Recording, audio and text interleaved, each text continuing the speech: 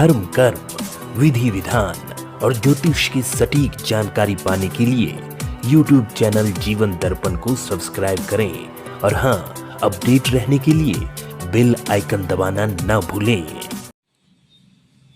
3 दिन का आयोजन क्यों किया गया?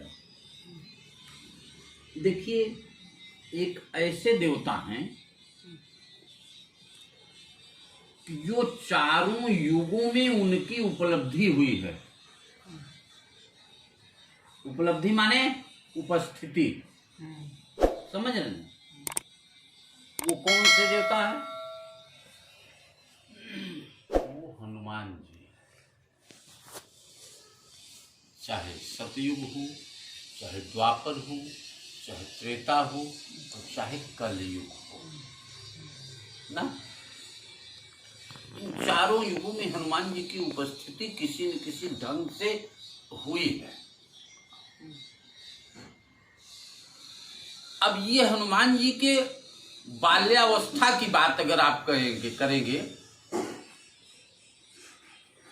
तो हनुमान जी का जन्म अंजना के माध्यम से। अंजना कौन थी? बानर जाति की थी, बानर जाति की थी। और अंजना के पति और अंजना को भी बहुत भारी कष्ट मिला था, बानर जाति से बहुत भारी कष्ट मिला था। लेकिन भगवान की कृपा देखो, जब हनुमान जी का प्रकट हुआ, हनुमान जी का अवतरण हुआ, हनुमान जी का जन्म हुआ, तो इतने तेज तर्राक थे हनुमान जी कि जिसकी परिकल्पना हम आप सामान्य ढंग से नहीं कर पाएंगे। ये हनुमान जी अपनी बाल्यावस्था में ही एक बार इनको भूख लग गई।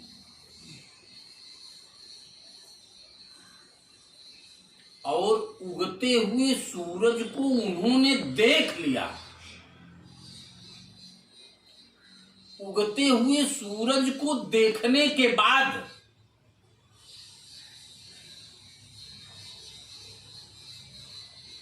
हनुमान जी की भूख और बढ़ गई। अब कहें किससे कि मुझे भूख लगी है? उन्होंने उगते सूरज को देख लिया और उन्हें अनुभूति हुई कि यह कोई फल है। किसी ने बताया नहीं कि यह उगता सूरज है। उन्होंने फल समझ करके सूर्य लोक पहुंच गए और सूर्य को निगल गए, सूर्य को ले गए।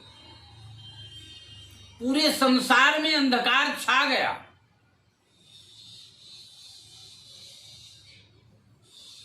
संसार में जब अंधकार छा गया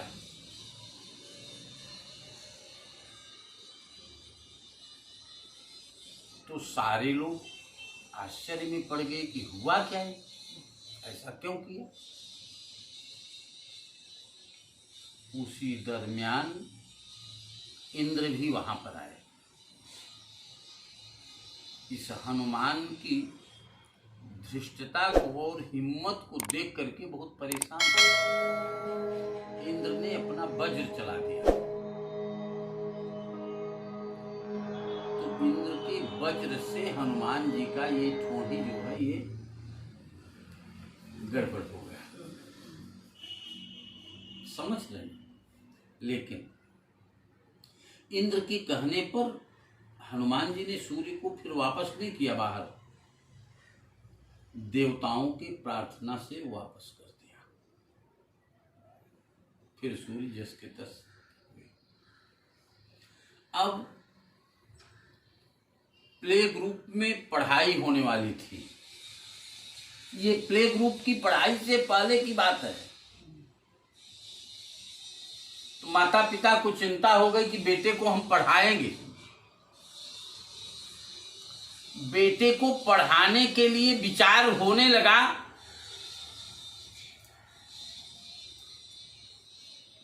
कि किससे पढ़वाया जाए। हनुमान जी ने स्वयं कहा कि मैं सूर्य भगवान से पढ़ूंगा, सूर्य देव से पढ़ूंगा। अब सूर्य देव, अब लोगों से कहा, माता पिता से कहा कि आप लोग चिंता मत करिए, हम पढ़ने जा रहे हैं। सूर्य देव के पास पहुंच गए और सूर्य देव पहचान भी रहे हैं कि ये वही छोटा बालक है जो, तो सूर्य देव बहाना, डायरेक्ट कैसे कहे कि हम तुमको पढ़ाएंगे नहीं।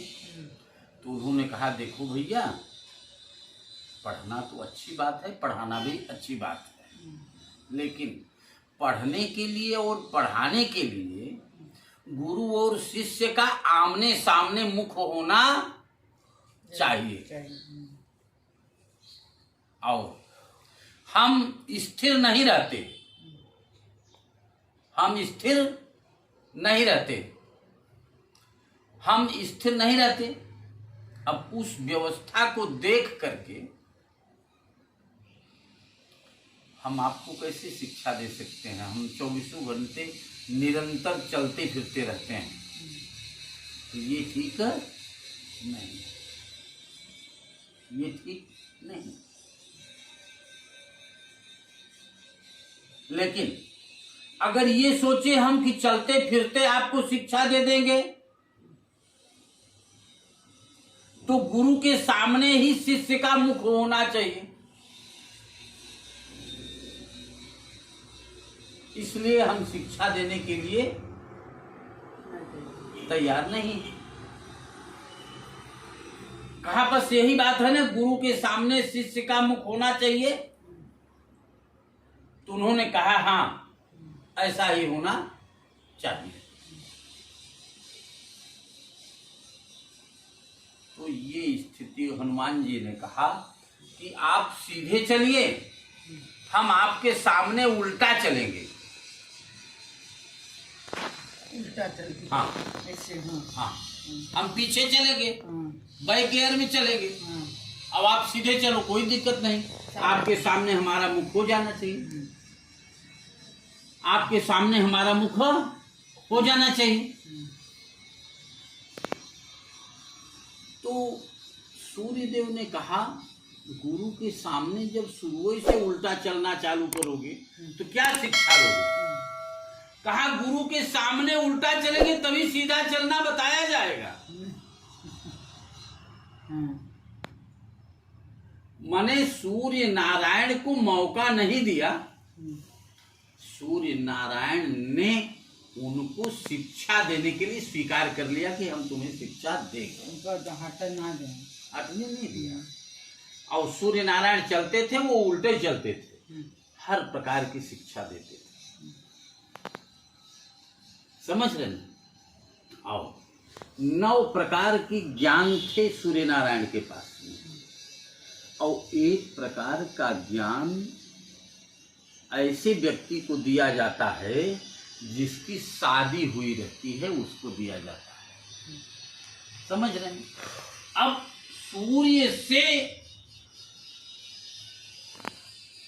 हनुमान जी बहुत प्रभावित थे, हनुमान जी से सूर्य बहुत प्रभावित थे।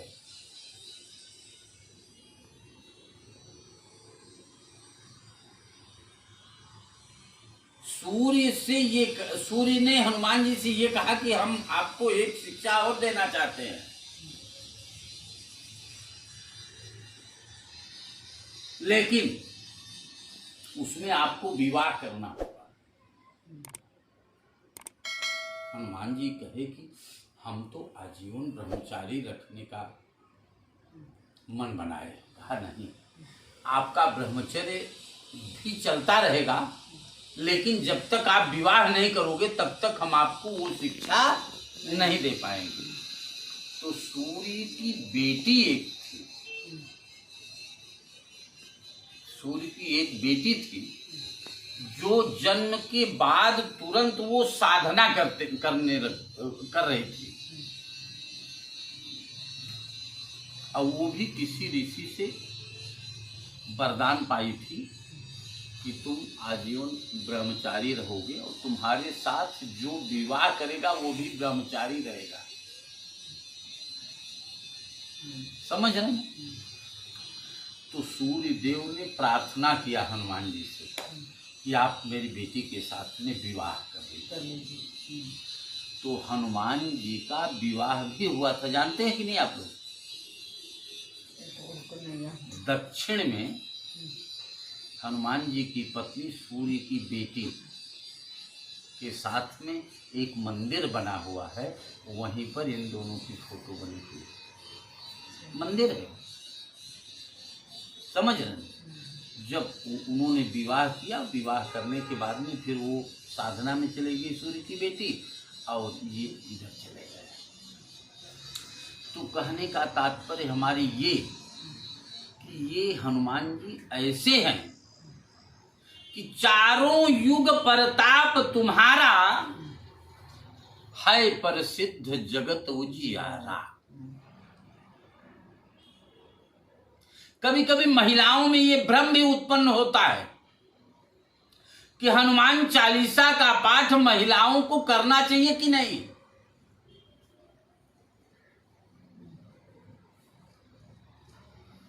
तो ये आप इसके उत्तर में आप जान लीजिए कि हनुमान चालीसा में ही इसका उत्तर लिखा हुआ है। क्या लिखा है जानते हैं? जो यह पढ़े हनुमान चालीसा, होय सिद्ध साखी गौरीसा। जो यह पढ़े, चाहे पुरुष पढ़े, चाहे महिला पढ़े, चाहे रोगी पढ़े, चाहे निरोगी पढ़े, चाहे बालक पढ़े, चाहे वृंद पढ़े, जो यह पढ़े, चाहे नर पढ़े, चाहे नारी पढ़े, जो यह पढ़े हनुमान चालीसा, और होय सिद्ध साखी गौरीसा। साखी गौरीसा माने समझ रहे हैं? साक्षी गौरीसा। गौरी के स्वामी कौन है? शंकर जी। शंकर जी इसके साक्षी है।